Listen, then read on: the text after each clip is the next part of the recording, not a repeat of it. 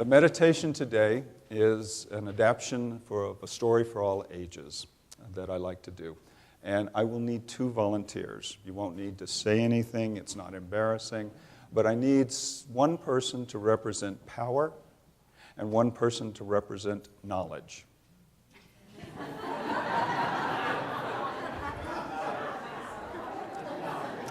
And which might you be? Power. Your power? We have power. Good to see. And knowledge. Once upon a time, in a land not too far from here and not too long ago, there was an incredibly powerful empress who ruled the kingdom as best she could, but there were so many things to do. There were meetings and dignitaries to entertain, and there was email and the Twitter, and it just kept getting busier and busier, and she was beside herself. So she started doing more and more caffeine during the day to keep her energy up, right? Because she had to keep going. But then when she got to the evening, the caffeine would just keep going, and she had to counter that with a glass of wine, or 2, or 3, and it was very stressful. How do you fit it all in? Well, she knew she was at her wit's end, and she needed some consultation. So she sent out a call into the kingdom for the wisest person. And the wisest person came to the empress with a vessel.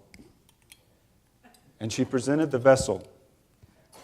And the amped up, low attention span empress said, "Oh, I get it. It's all about transparency. I get it. That's what I need to be. I need to be transparent in my stresses." And the wise person says, "No, it's not about being transparent. This vessel represents you, your life and your time. And first, we need to decide what you're going to do with your time and your life. And so we're going to show the empress how we fill up our life with things to do, important things that fill up our time and take our energy. And we're filling up this to show the empress that, yes, we're a finite vessel, but we hold a certain amount of capability and potential in our lives. And some things fall off. Some things we just don't get to.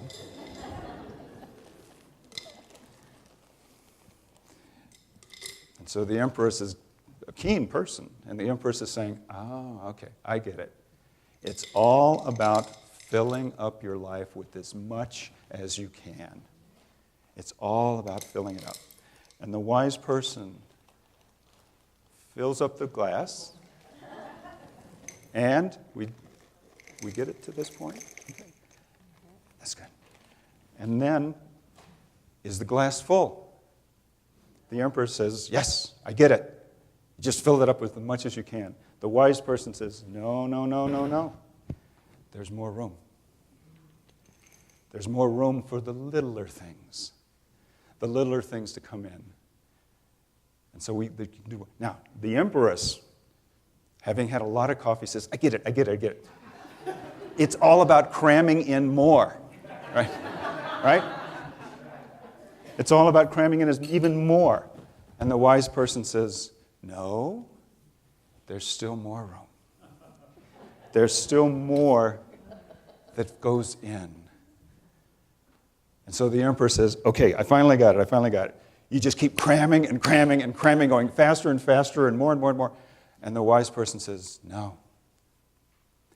The important thing is to put in the rocks first. If you put in the little stuff, the sand and the water first, you will have no room for all the rocks you need to put in. You need to put in the big stuff first." Blessed be. And amen. I would like you to imagine that you're asleep in bed comfortably, and out of the depths of that deep sleep, the smoke alarm goes off. You do not panic, but you realize you have 60 seconds to grab whatever you can and escape with your life. Your house will be completely destroyed. The contents of your fireproof safe will be destroyed. All of your possessions. Only what you can gather in your arms as you leave. So think about, what would you grab? Tablet? Hard drive backup? Jewelry? That bag of gold I know all of you have. Your collection of Andy Williams LPs. As you walk out the door, what is in your arms? Are there any living creatures in your arms? Cat, dog, child? If you have a partner, is the partner with you? Our stuff comforts us. It evokes memories of places and things, and our stuff is important to us. Yet, it is transient and impermanent. It's not about how much stuff we have. It's not about how little stuff we have. It is important, but it is impermanent. Buddhism teaches us three major concepts that every sentient being will have to struggle with in their life. Dukkha, suffering, unsatisfactoriness. Suffering is part of life, and eventually we may all have to deal with that. Anicca, which is non-self. At some point in your life, you may have to deal with the fact that you're not the center of the universe. And anicca, impermanence. Everything is in transition. So you got this image, perhaps, I know I always did, of a Buddhist monk who's really got this stuff thing figured out. Buddhist, the image is a simplistic life, robes, rice bowl, some simple existence. Did you know that the Dalai Lama owns 15 wristwatches? Including a gold Rolex. The golden Rolex was given to him by Franklin Delano Roosevelt in 1942. And I like to play with, what would a Buddhist grab when their house was on fire? It's not about feeling guilty of the stuff we have. Some of you know my story. When we left here, we left not only great friends, but at that time we had 5 acres in the Ochre foothills. Between the two of us, we had 5 cars. We had 3 campers, a triple-car garage, large libraries, a fairly good art collection of our art-going days. Within a year and a half from the calling until I left, we had dispersed and shared and given, and we moved into a single-wide mobile home of less than 600 square feet in San Leandro, California, with nothing in storage.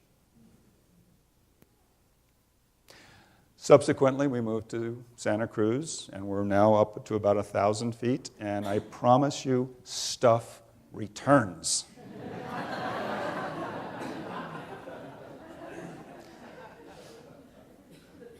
Do not feel guilty about your possessions, but know what they are and how they're transient.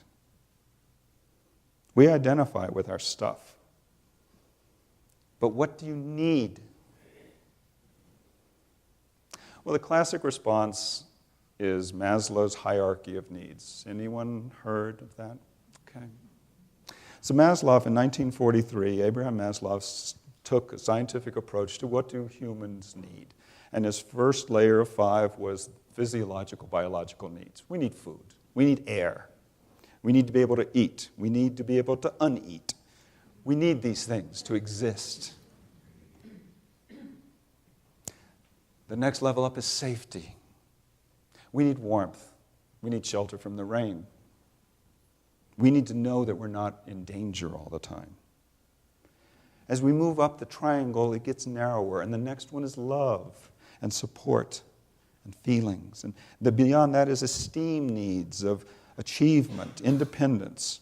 And then at the very top, it's self-actualization, realizing personal potential, self-fulfillment, personal growth, peak experiences. This is the top. And Maslow's triangle has been revised numerous times through the years. It's a great mental exercise of needs. But what about here? What do you need inside? There's another way to approach needs, necessities, and that's the 1967 Disney film, The Jungle Book. A famous theological reference. You may remember this song, The Bare Necessities. It's a great song, very lyrical, and the bear explains to his host that all you need is pawpaws and ants and honey, and just keep it simple. It's about food, the biological needs in Maslow's hierarchy. But there's a stanza here that I really like. And don't spend your time looking around for something you want that can't be found. When you find out you can live without it and go along not thinking about it, I'll tell you something true, the bare necessities of life will come to you. When you find out you can live without it and go along not thinking about it. My yoga teacher says the quality of our existence is determined by the focus of our attention. And I want to take you a little away from the physical needs and the physical world to the more subjective aspects of leading a life. Because a discussion on needs, desires, wants of the physical nature are nothing more than a quagmire, problematic, individual perspective. What is a luxury to me may be an absolute physical necessity to you, and I see no value in trying to argue who's right and who's wrong on what the physical needs are of an individual.